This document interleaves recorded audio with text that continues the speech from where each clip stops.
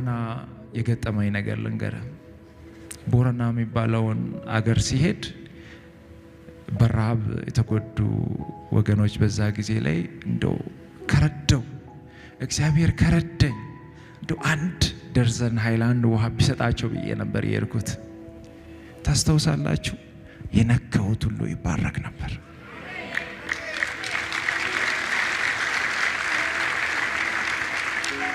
ዝነኛ ስለሆንኩ ነው?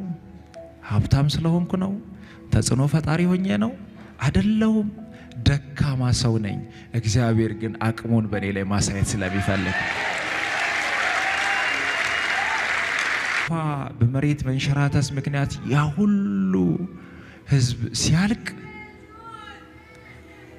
አብነት እዛ ቦታ እንዳትገባ እንዳትረግጥ፣ ያ ቦታ ይሰምጣል፣ ትሞታለህ፣ ውጣ። እግዚአብሔር እኔ እገባለሁ፣ አንተ ቀድመህ ግባ። እግዚአብሔር ሆይ ለአንተ አሳልፍ የሰጠው አንተ ተናገር። እዛ ቦታ ላይ የኔ ክብር እንዳይታይ ያንተ ክብር ከፍ ብሎ ይታይ። የኔ ስም እንዳይጠራ በኔ ላይ ያንተ ስም ይጠራ። የማገለግለው አገልግሎት፣ የሚሰራው ስራ፣ የኔ እንቅስቃሴ እውነት እውነት እውነት እውነት እውነት እውነት ነው የምላችሁ። አንዱም በኔ አቅም አይደለም፣ በእግዚአብሔር ነው። ያላችሁን ነገር ስጡ፣ ይሰጣችኋል። አገልግሉ፣ እግዚአብሔር የእናንተን ቤት ያገለግላል። ከኖራችሁለት እግዚአብሔር እናንተ ጋር ይኖራል። ባለፈው ቅርብ ጊዜ ላይ ታመምኩና ተስፋ ቆረጥኩ። እግዚአብሔር ሰው ካንተ አልጠብቅም፣ ከናንተ ባልጠብቅም ተስፋ ቆረጥኩ። ብዙ አመታት ታመሜያለሁ።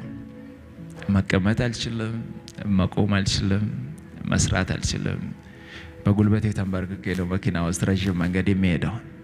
በጣም ከበድ ስለኝ ተኛውና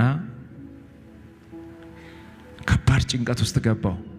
ከሰጠኝ ሁሉንም ሰጣለሁ ብዬ ያን ሁሉ ነገር ነግሬው እግዚአብሔር ባረከኝ። በብዙ በረከት በሞገስ ባረከኝ፣ በጸጋ ባረከኝ። መልካም ሰዎች እንዲከተሉኝ እንዲያግዙኝ አደረገ።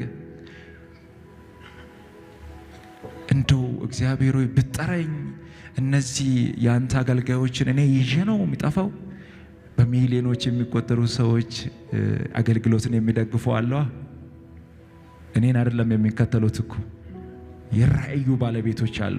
ኢትዮጵያውያን አገር ውስጥ ያሉ፣ ከሀገር ውጭ ያሉ፣ በእኔ ላይ የሚጸልዩ፣ በእኔ አገልግሎት ላይ ቀን ማታ የሚጸልዩ፣ በእግዚአብሔር ፊት የሚያስቀምጡ። ጭንቀት ውስጥ ገባውና ወዲያውኑ ቲክቶክ አካውንቴ ላይ ወደ 4 ሚሊዮን የተጠጋ ተከታይ አለ። ፌስቡክ ላይ 1 ሚሊዮን ያለፈ አለ። ዩቲዩብ አለ፣ ኢንስታግራም አለ። እኔ ሲጠፋ ይሄ ህዝብ መጥፋት የለበትም። ካዜናዎችን ገዛውና አንደኛው ካዜና ላይ ሰው ጋር አስቀመጥኩና ኢሜሉን፣ አንደኛው ካዜና ላይ ሰው ጋር አስቀመጥኩና ፓስወርዱን፣ አንደኛው ካዜና ሰው ጋር አስቀመጥኩና ሲም ካርዱን የተከፈተበትን። እኔ ከሌለው እኔ ጋር ያሉ በጎ ልብ ያላቸው ሰዎች የእግዚአብሔርን አገልግሎት ያስቀጥላሉ።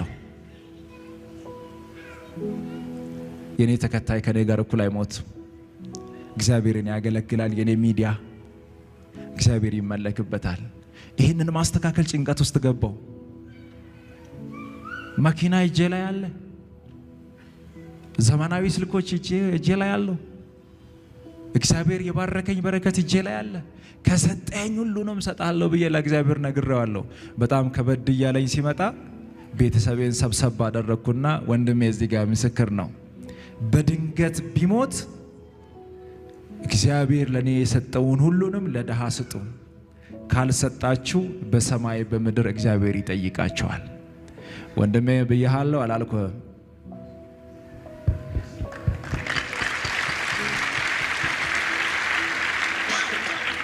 አሁንም እናንተ ምስክሮቼ ናችሁ።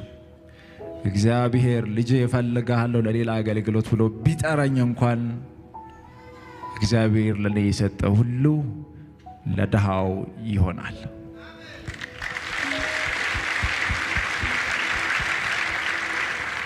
ታዲያ ከኔ ምን ተማራችሁ? ገንዘብ አለ፣ ስልጣን አለ፣ ስም አለ። ሁሉ ነገር የሚቀር ነው። ሁሉን ነገር የምትተውት ነው።